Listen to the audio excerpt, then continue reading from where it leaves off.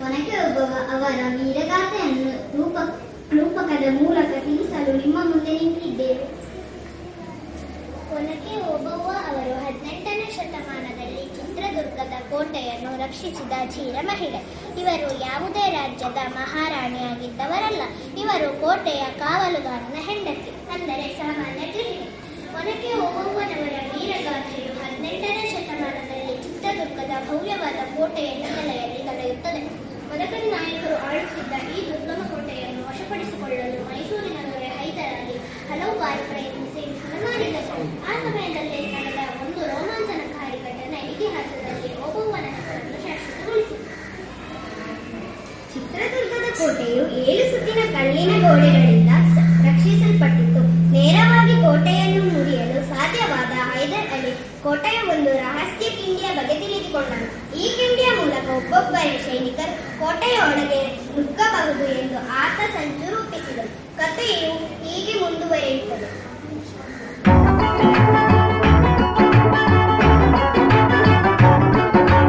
ಗೂಢಚಾರರು ಅಲೆದು ಬಂದರು, ಹೈದರಾಲಿಗೆ ವಿಷಯ ತಂದರು. ಚಿತ್ರದುರ್ಗದ ಕೋಟೆಯಲ್ಲಿ ವಾಯುವ್ಯ ದಿಕ್ಕಿನೆಡೆ ನೋಡು ಎಂದರು. ಕಳ್ಳಗಂಡಿಯ ತೋರಿದರು, ಲಗ್ಗೆ ಹತ್ತಲು ಹೇಳಿದರು.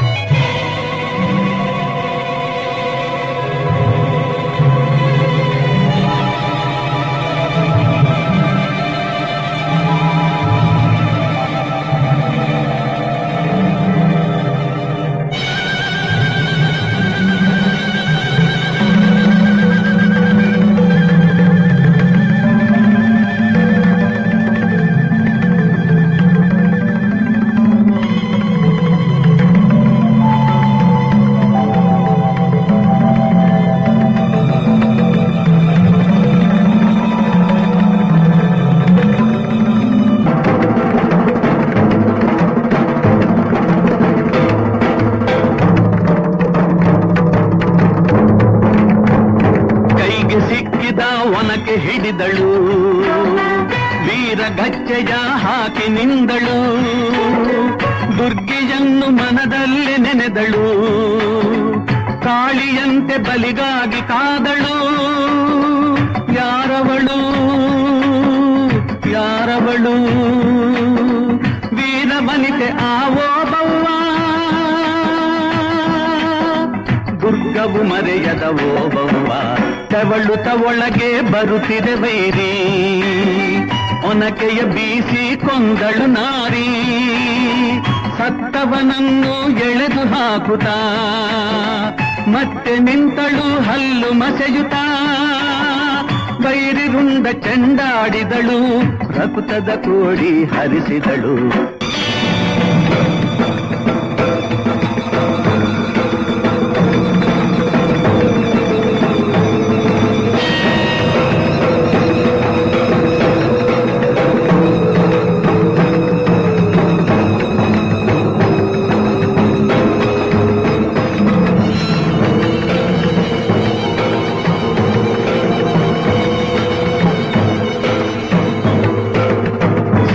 ಹುಡುಕುತ ಕಾವಲಿನವನು ಗುಪ್ತದ್ವಾರದ ಬಳಿಗೆ ಬಂದನು. ಮಾತು ಹೊರಡದೆ ಬೆಚ್ಚಿ ನಿಂತನು, ಹೆಣದ ರಾಶಿಯ ಬಳಿಯೇ ತಂದನು. ರಣಚಂಡಿ ಅವತಾರವನು, ಕೋಟೆ ಸಲಹಿದ ತಾಯಿಯನು.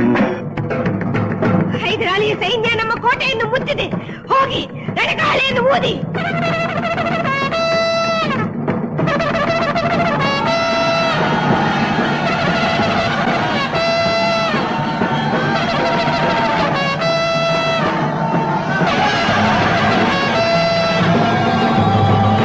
ಕಹಳೆಯನ್ನು ಊದುತ್ತಲಿರಲು ಸಾಗರದಂತೆ ಸೈನ್ಯ ನುಗ್ಗಲು ವೈರಿ ಪಡೆಯು ನಿಶ್ಶೇಷವಾಗಲು ಭಾರತದಲ್ಲಿ ಜಯವನ್ನು ತರಲು ಅಮರಳಾದಳು ಓಬವ್ವ ಚಿತ್ರದುರ್ಗದ ಓಬವ್ವ. ಒಬ್ಬವರ ಧೈರ್ಯ ಮತ್ತು ಸಾಹಸವನ್ನು ರಾಜ ಮದಕರಿ ನಾಯಕ ಹಾಗೂ ಜನತೆ ಕೊಂಡಾಡಿದರು. ಆ ರಹಸ್ಯ ಕಿಂಡಿಯು ಇಂದಿಗೂ ಒನಕೆ ಒಬ್ಬವನ ಕಿಂಡಿ ಎಂದು ಕರೆಯಲಾಗುತ್ತದೆ. ಕರ್ನಾಟಕದ ಸರ್ಕಾರವು ಪ್ರತಿ ವರ್ಷ ಒನಕೆ ಓಬವ್ವ ಜಯಂತಿಯನ್ನು ಅಧಿಕೃತವಾಗಿ ಆಚರಿಸುತ್ತದೆ. ಕಿತ್ತೂರು ರಾಣಿ ಚೆನ್ನಮ್ಮ ಮತ್ತು ರಾಣಿ ಅಬ್ಬಕ್ಕರ ಸಾಲಿನಲ್ಲಿ ಈಕೆಯನ್ನು ಕರ್ನಾಟಕದ ಪ್ರಮುಖ ವೀರ ವನಿತೆಯಾಗಿ ಸ್ಮರಿಸಲಾಗುತ್ತಿದೆ.